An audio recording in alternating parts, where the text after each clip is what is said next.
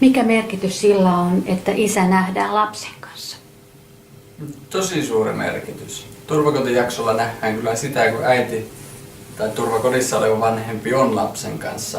Ja valvotulla tapaamisella nähdään sitten, että miltä se näyttää, kun isä on lapsen kanssa.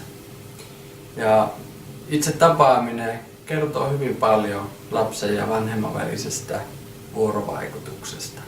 Tapaamisella nähdään, kuinka isä pystyy vastaamaan lapsen tarpeisiin, kuinka lapsi kiinnittyy isään, kuinka se meneekö syliin ja käykö halaamassa.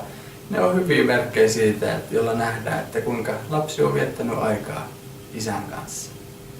Ja tässä olisi meillä tämmöiset tilat, missä näitä tapaamisia sitten valvotaan. Eli on oma erillinen tila, jossa on sitten eri ikätasot huomioiden eri leikkejä tarjolla, jotta isän ja lasten vuorovaikutus on helpompaa. Siinä on apukeinoja.